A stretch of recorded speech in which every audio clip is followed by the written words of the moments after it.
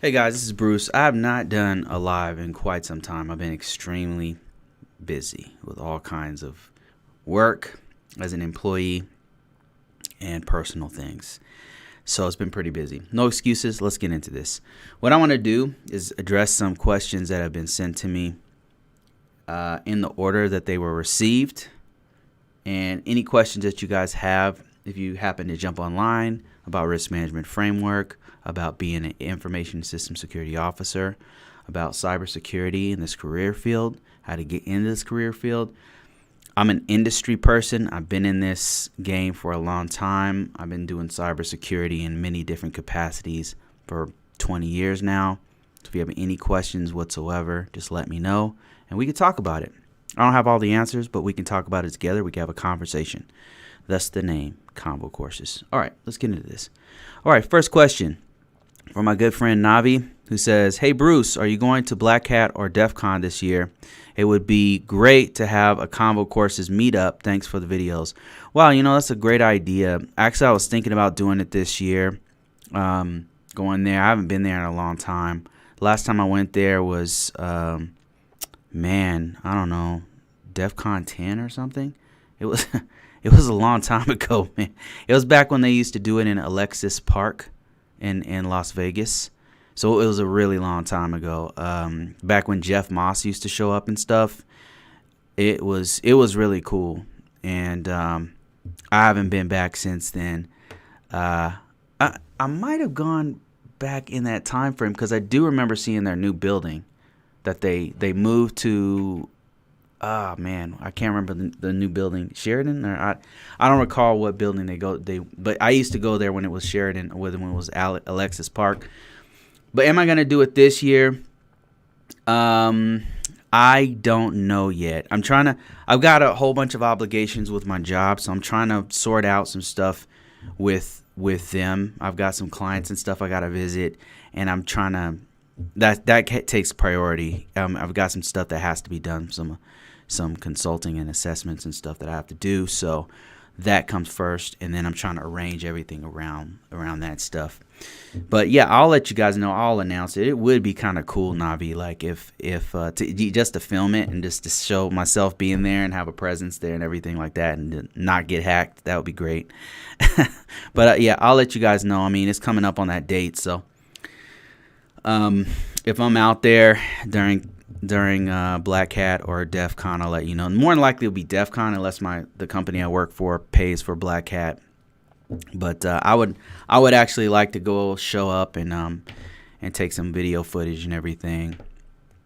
But yeah, I'll let you guys know. All right, let me answer some more questions. Not sure yet on that one. I'll just hit a reply here. Hey Faith Loco, how you doing? Let me see here. Yeah, anybody want to ask any kind of questions or anything? This is a participation type thing. I don't have all the answers, but we can have a conversation about it. And as long as it's about cybersecurity. Let's see. Somebody's asking about, Anita is saying, what roles can I transition from help desk to cybersecurity role? I have 3 years of help desk experience. Well, it kind of depends on the corporation and your experience. There's so many different subcategories of cybersecurity.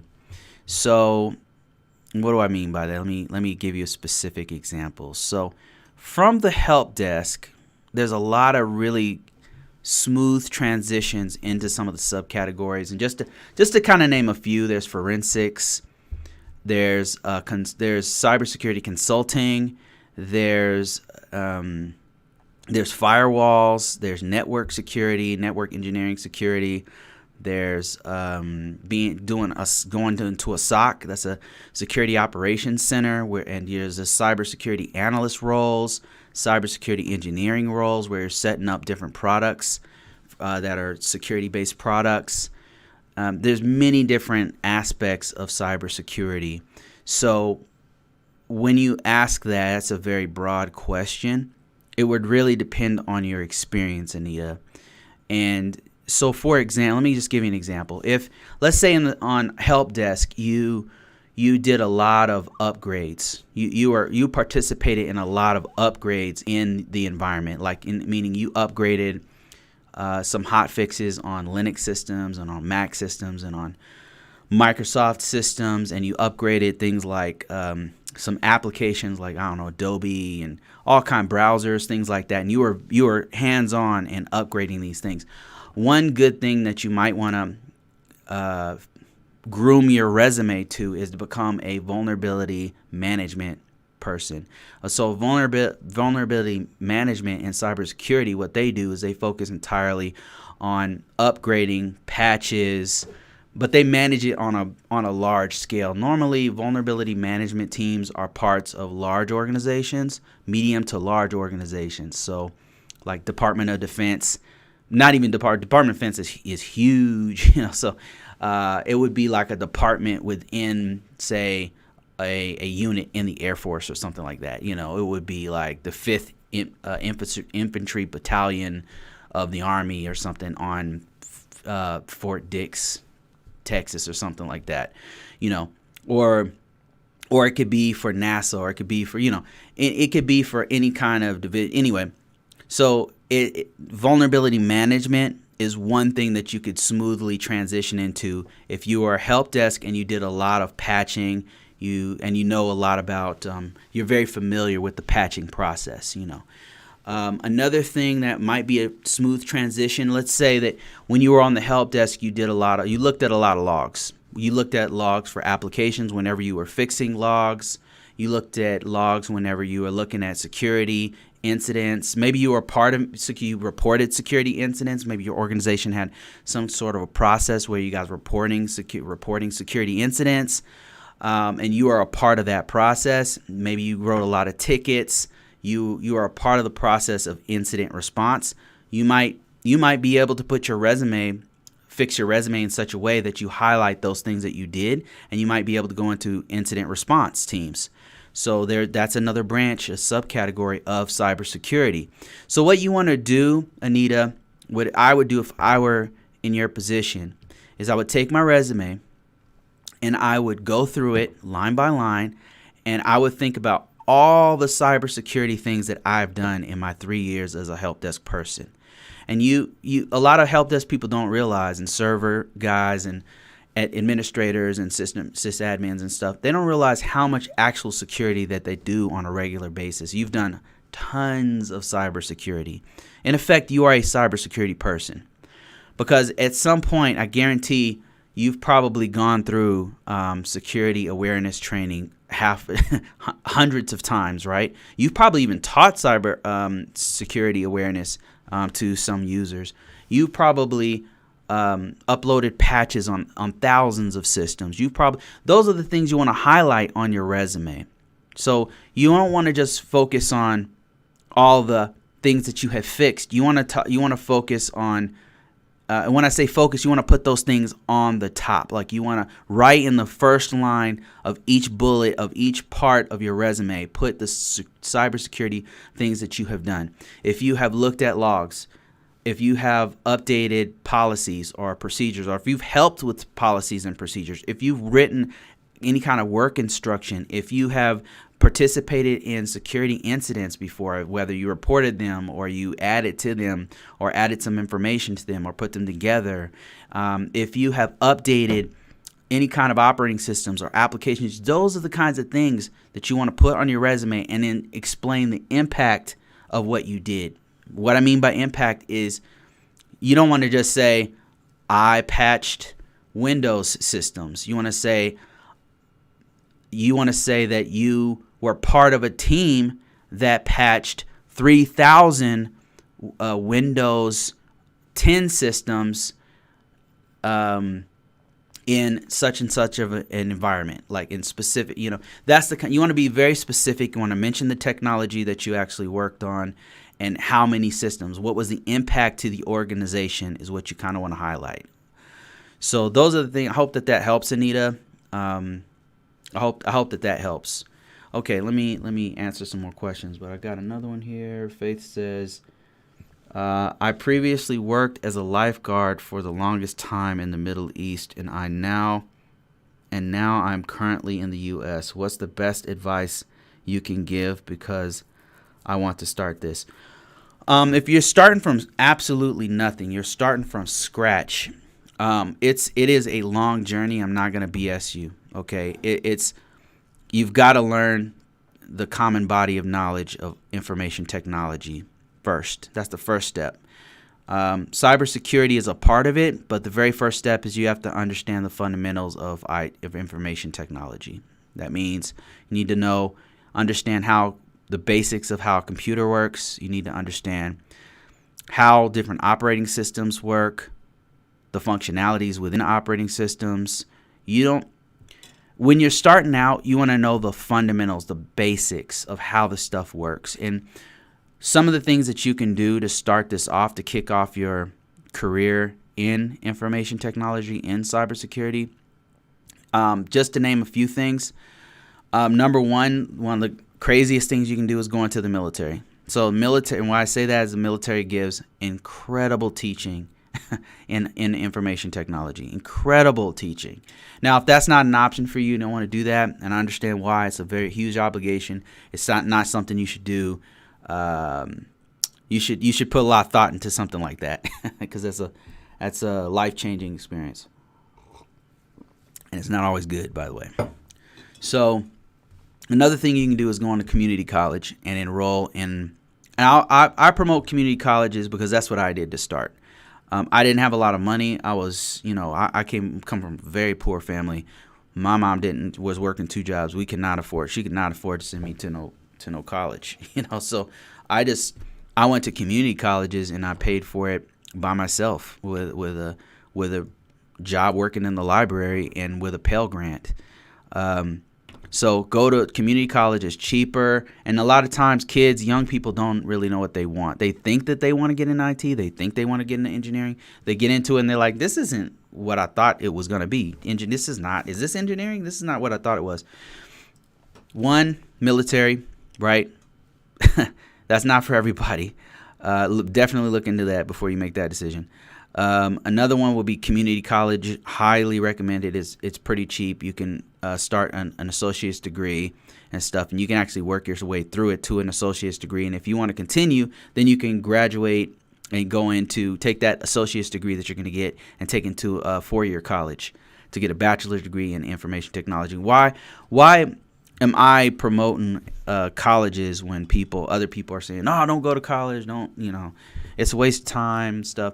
So what you're trying to do, Faith, is you're trying to develop and learn the common body of knowledge. What I mean by that is when you are a lifeguard, there's certain things you have to know, right? As a lifeguard, you have to know how to say, you have to know how to save a person's life. You have to know how to swim out and deal with the person who's panicking in the water. You need to know how to do CPR. There's certain basic things every lifeguard has to know. Otherwise, they're not a lifeguard, right? It's the same thing with information technologies. There's a basic common body of knowledge that you have to know, and that starts off with information technology. And so you want to go to a place that is going to facilitate that learning. Another thing you can do is be self-taught. You can actually just go to Barnes & Noble, go on Amazon.com and buy you can just start off with computers for dummies, right? And I'm not joking around here. I'm telling you, like, you have to start from the bottom. And it might not, and to be honest with you, as you're going through it, you might not want to do it. As you're going through and learning it and stuff, you'll know if you want to continue or not. But buying a $15 book, computers for dummies, like learning the basics of computers and then going from there, reading another book, self-directed, right? And you can also, once you have a basic foundation of what you want to do, of our information technology, the next step is you want to start doing things like setting up labs. At some point, whether you're in college, whether you're going to community college, or whether you go into the military, or whatever you're going to do to facilitate the learning that you need, you're going to have to be self-taught at some point. You're going to have to go off on your own, set up labs, fix your own computer, configure your own computer, set up firewalls on your own. At some point, you're going to have to be self-directed to get deeper into these things. So that is what I would recommend if you're starting from nothing, is to start from the bottom. And you can also get courses. There's courses on Udemy that are very cheap that'll teach you from nothing. There's free courses actually all over YouTube. I have a free course on Convocourses.com that teach you the basics of kind of what direction to go. That's where you want to start. I would highly recommend starting off with just a basic book, reading through the book, watching a bunch of videos on basic computer science. That's going to break down the components of a computer. After you have the basics down, the next step is going to be get some sort of some kind of experience. Experience is going to come in the form of volunteering is one thing you can do. You can volunteer in local communities. You can volunteer if you actually do go to college. You can volunteer there to help out with computers, fixing them or setting up computers. You want to get that experience under your belt. Another thing you want to do, we talked about getting on the basics, IT fundamentals. You want to get some experience by volunteering at organizations, because that's stuff you can put on your resume later down the road. Another thing you want to do is work on certifications. Some certifications I would recommend for very new people would be the CompTIA IT Fundamentals course. That's a very good one to start off with. A+ certification, there's 2, hardware and software. That's a good one. Not for people who are on the fence. It's not easy if you're coming in off the street on it. IT Fundamentals is probably the one you want to do first. Let me see, what other beginner courses? And once you're done with those certifications, go to something like Security Plus. Very good certification, but not for absolute beginners. Like, you have to start from IT fundamentals first. Network Plus, that's another good one for somebody who's beginning. And remember, you have to have already done your own research on the fundamentals of IT, get into the common body of knowledge. Get some experience under your belt. Start setting up a lab in your house. Start setting up your own firewalls, things like that. That's where I would start if I was starting over. Knowing what I know now, that's where I would start. And YouTube is an incredible resource for learning. YouTube is my go-to. 9 times out of 10, if I'm learning something, I start off with YouTube. And if I want to go deeper, then I go to some of the more expensive options of online learning. Or I'll just go to a book, or I'll take a class on my own. So those are the things I would recommend. I hope that helps. Elsa says, "Hey Bruce, thanks for your great videos. I previously worked in tech support and analyst, SharePoint. I have a bachelor's degree in IT.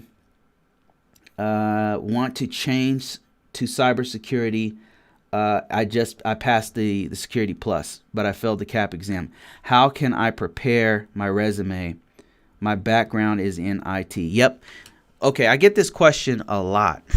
And what I would do, Elsa, and the great thing is you have some experience in information technology. So from here, and actually I've got another question for somebody who asked the same question. So I'm going to kill 2 birds with 1 stone here.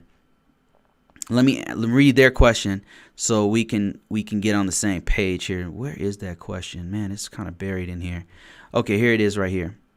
So somebody is saying the same thing. Okay, now this is a little bit different. So I'll just answer yours first, Elsa. So Elsa says she's been in information technology. How many years, by the way? She's been in information technology as a support analyst, doing SharePoint, has a bachelor's degree in information technology, and wants to transition into cybersecurity, has a Security Plus. Okay, so here's Elsa. If you, more than likely as a tech support person, you do have some level of cybersecurity experience. So I think it seems like a lot of people don't know that they have cybersecurity experience. And let me just explain what I mean by this. Let me see if I can find like a little diagram of what I mean, and hopefully it'll make a little bit more sense. What I'm going to do is look up the thing that I know the best, which is the NIST family of controls. And this is going to make sense once I show you this family of controls. I hope. Knowing everything that I know now, I want to show you a little something. Here's what you're going to put on your resume. Okay? And here's what I mean by you probably already have this experience. So what we're looking at here, what you're seeing on the screen here, is called the NIST family of controls. Now, what does this mean to you? What is the NIST? What is this? What is this all about? So what you're looking at here is the Department of Defense, the United States government.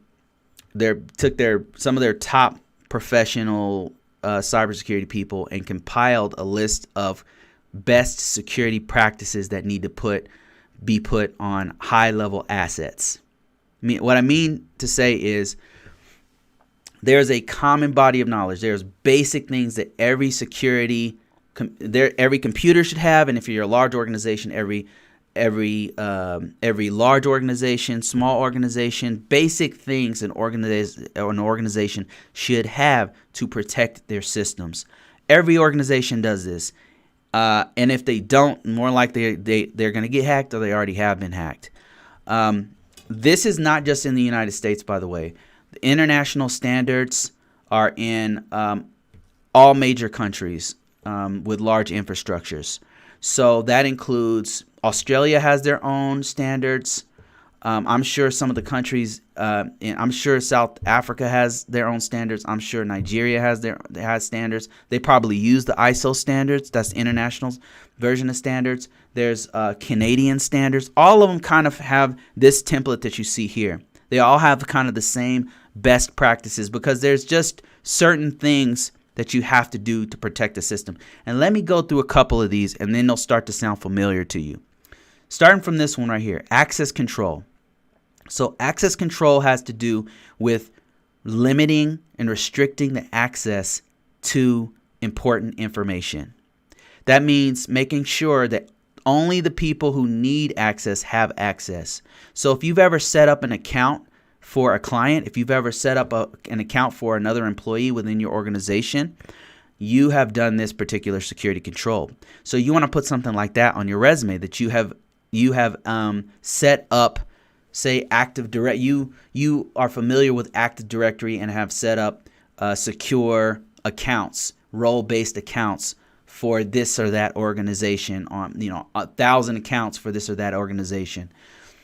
So that's something you want to put on your resume if you've ever done that before, because this is an important security feature of an organization that every organization must have. Awareness training. This is referring to security awareness training. Whenever you get hired in an organization, one of the first things that they do is that they train you. They say, look, here's what a phishing attack looks like. Here's what you can and cannot do on our systems. Here's sites that you can and can't go to. Here's what you can and can't do on our systems. If you get a call like this, here's what you respond to. If you are in IT for any amount of time, you have done this particular training. And so if you have actually if you've done this training, you want to put that on your resume. If you have implemented this training, if you've given this training out to users at any point, cybersecurity training of any type, you want to put that on your resume as well. Audit and accountability. So audit and accountability. This is looking at logs. This is making sure that the organization is not only collecting logs, like that means every time the system breaks down, it sends a log to event. Help me out here. Audit logs are in Linux and audit logs are in Windows. So one is called Event Viewer on Windows, and then the other one's just audit logs. So if the organization, if you've ever set up, enabled the audit logs on your system, and if you've ever viewed the audit logs for whatever reason to fix a system or to make sure that it's to track a security incident, those are valid security things security items you want to put on your resume. So the list goes on and on. There's about 20 of them here. And this is, like I said, this is not the only list. These are all the security controls. You have done some of these, or you've probably done many of these different things. You want to put these on your resume. Okay, this is cybersecurity. This is what you're looking at here. This is cybersecurity is not a dude in a dark room hacking stuff. That's not. That's a tiny sliver. That's the one that gets the most attention because ransomware attacks and all that kind of stuff. But the stuff that we actually do on a regular basis is stuff that all of us participate in, which is this stuff you're seeing on the screen. Whenever you're hired, what's the first thing they do? They're going to set you up with an account, right? That's cybersecurity. Somebody had to create a secure account for you. That secure account has to have a username and a password. The username and password is identification and authentication. That has to have a strong password. You have to get trained when you get in there. They tell you about the security training, things you can and can't do. Documentation in the organization. Everybody in the organization hates documentation so much.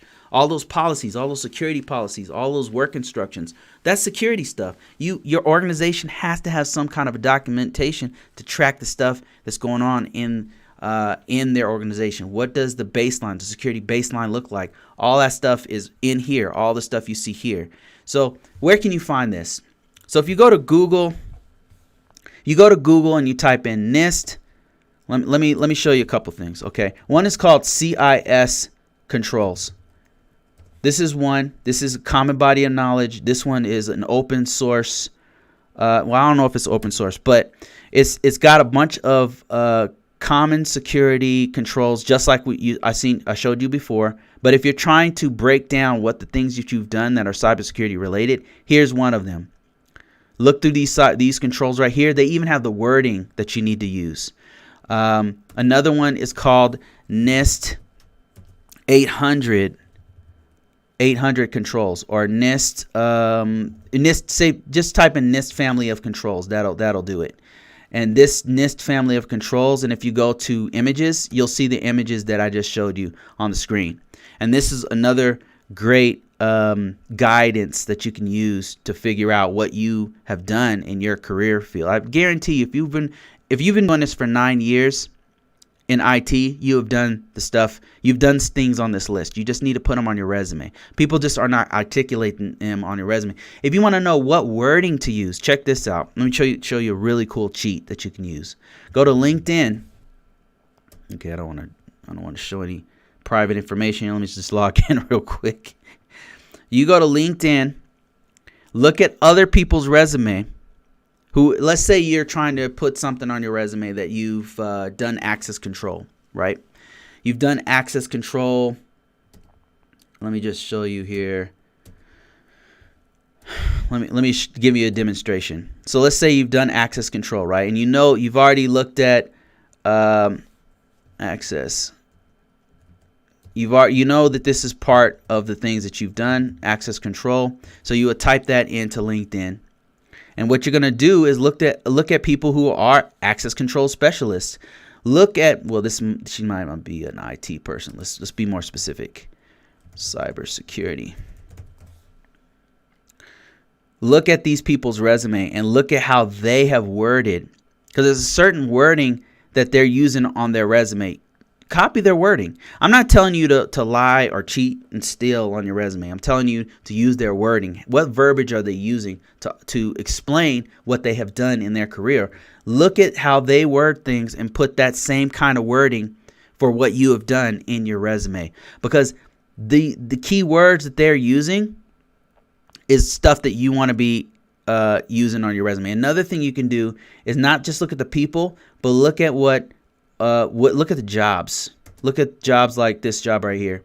They're looking for somebody to do that has access control experience. So you want to look at how they word the requirements in there. And that's how you find out what to put on your resume for cybersecurity.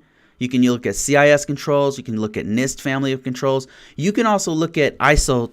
This is an international standard. ISO family of controls. I believe that's what it's called. Yeah.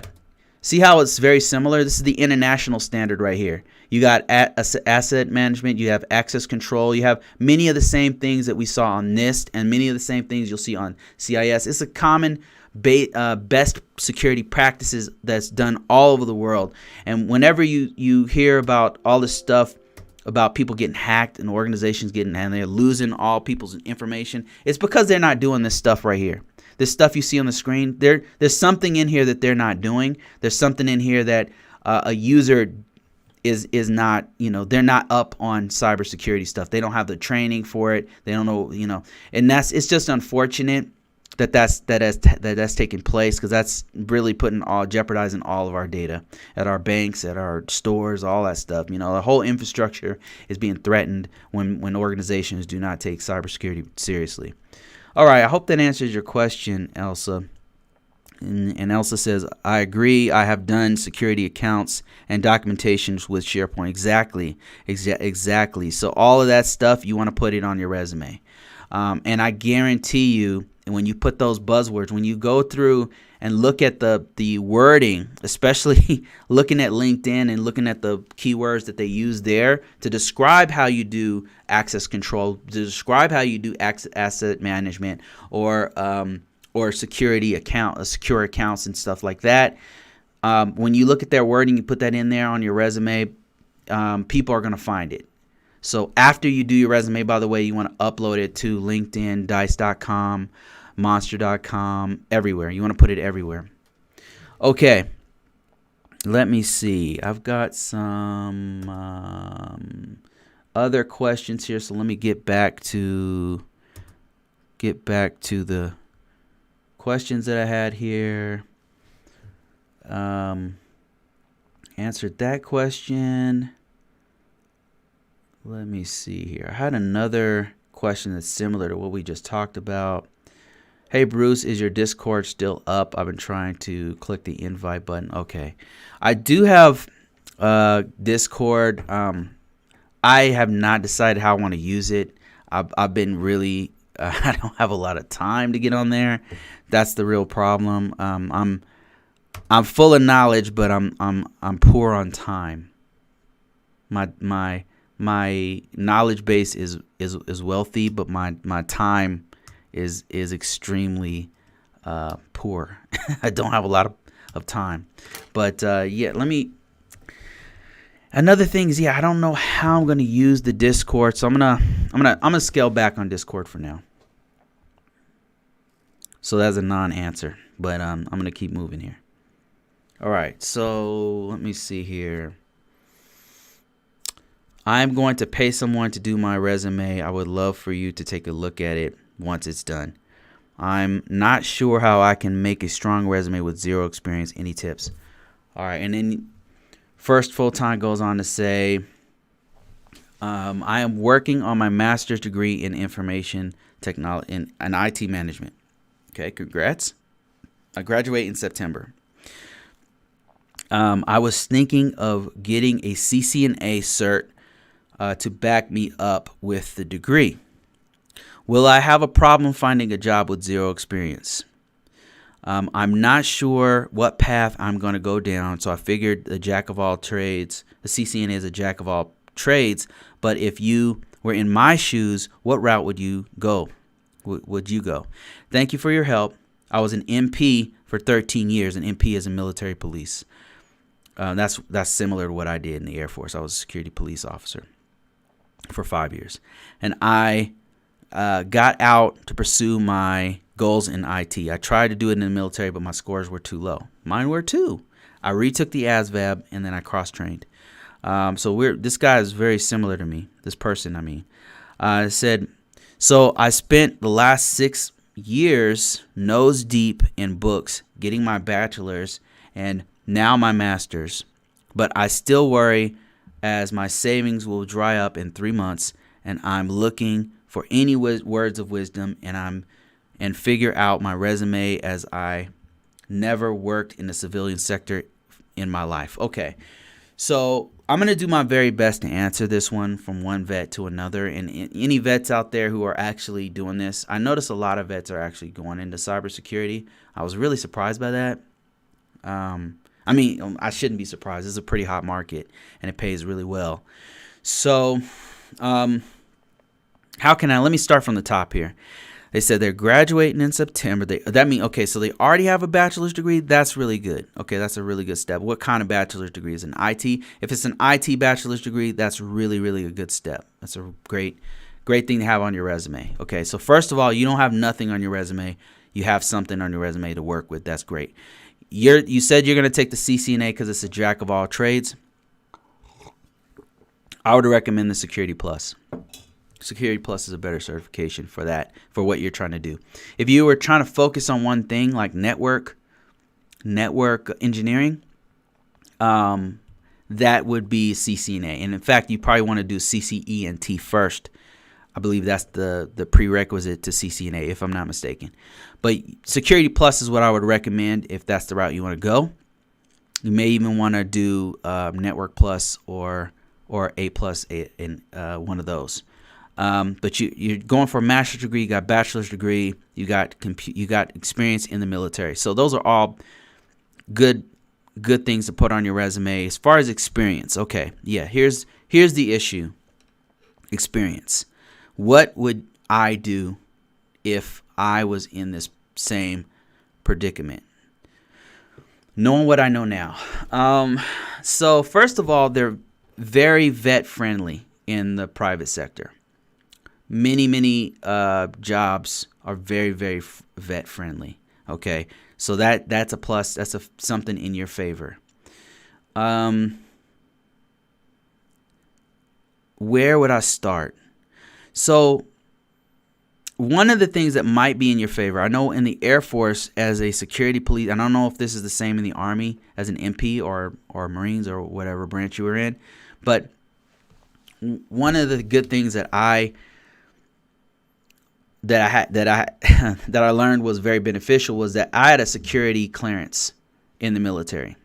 Security clearance can take you pretty far. So security clearance was required for me as a police officer because I had to, at some points I had to protect secure environments. So I had to have the same level of clearance as the place I was protecting in some cases. You may also have a security clearance. And even if you've been out for a few years, it may not be active anymore. But if they have done an SSBI on you, or I don't remember what's that called, an investigation. I don't remember what SSBI means. But it's an investigation that's still on the records, right? So it might actually help you.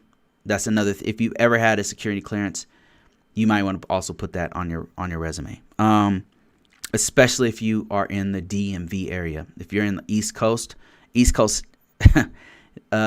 having that clearance is a step in the right direction. Another thing you might want to consider, okay, is look into. I'm just giving you options here. Look into being a program manager. Now I promote this one pretty hard because, and I'm surprised more IT guys in this field don't talk more about this. But first of all, program manager, let me just show you. I don't want you guys to think I'm lying to you. Let me just show you something.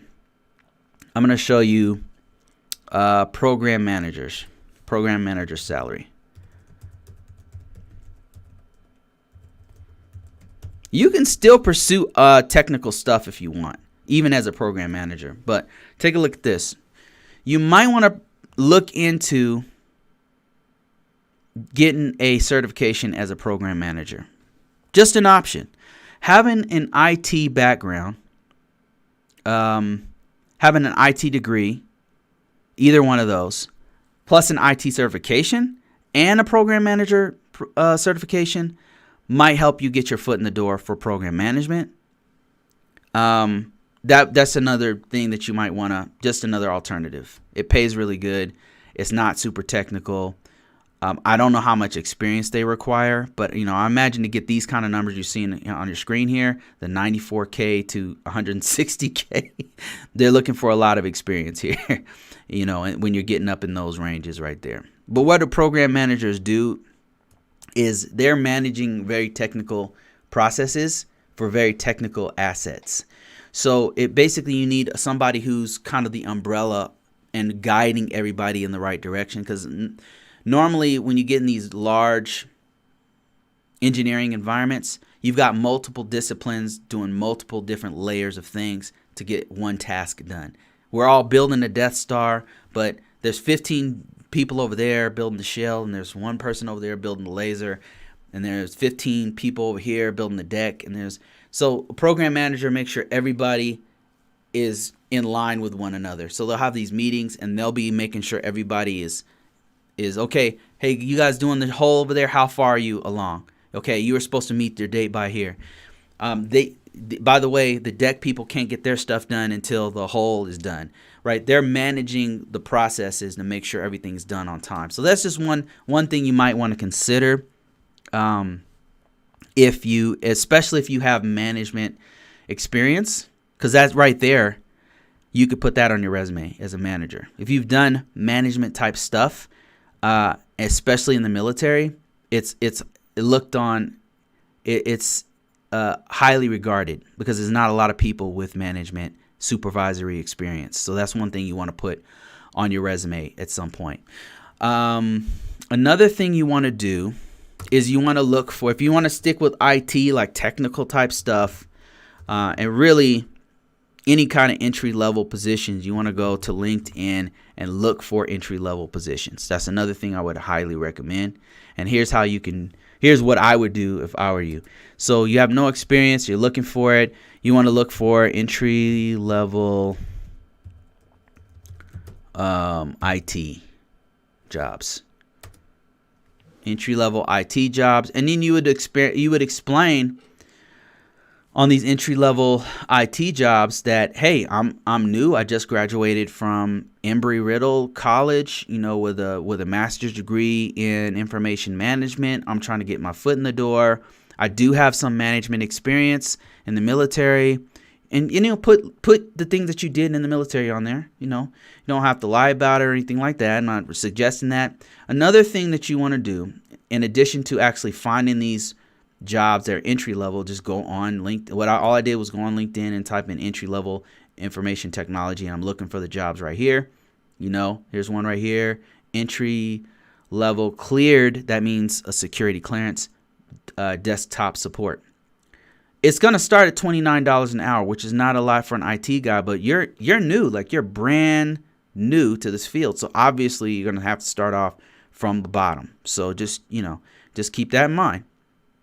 You want to look for an entry-level position, and you want to get in that experience. You're not going to come in making $89,000, $90,000. Is not how. If you have no experience, you're not going to make no $90,000. It's just not. It's not going to happen.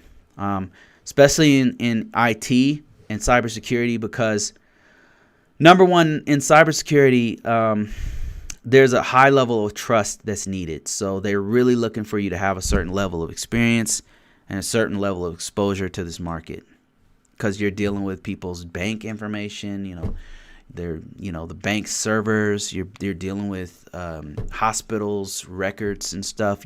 They can't just. You've got to be a highly trusted person. You got to have experience. You got to have some skin in the game. So entry level position is what you want to look for.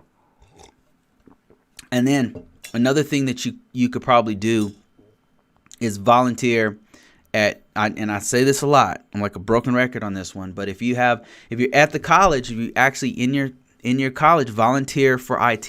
Volunteer to help them build computers, volunteer to help them clear viruses. Go up to the school, ask them. It's not going to hurt to ask. Go up to the school, your school, even if it's remote, ask the teachers, ask the facility, ask the counselors, hey, I want to help with your computer. Do you guys have any kind of programs where I can help to clear viruses, or help to upgrade systems, or help to upgrade servers, or whatever, right? Volunteer your time for no money. Just go up there, volunteer. That's stuff you're going to put on your resume, right?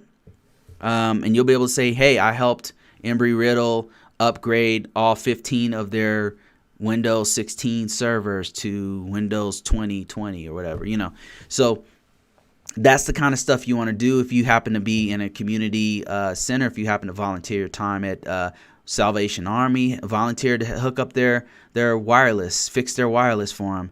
If you go to a church, go, volunteer to hook up their wireless, their hotspots, fix stuff in your own house, get some hands-on. What I'm suggesting to you is hands-on experience, and stuff you can put on your resume. The stuff you can put on your resume, it should be with a large, some kind of organization that you can put on there, right? You probably can't put that you set up a network in your house. I'm not suggesting that, but on your resume, you would put that under, saying that you're familiar with this or that technology. All right. Let me see. I've answered those questions. Let me see what time it is. I'm almost 4 o'clock. Let me see. Let me get back into the questions here. I hope that answered the question. Let me see. What other questions do they have? Nose deep in books. Yeah, I think I answered that one. So I'm going to keep going here.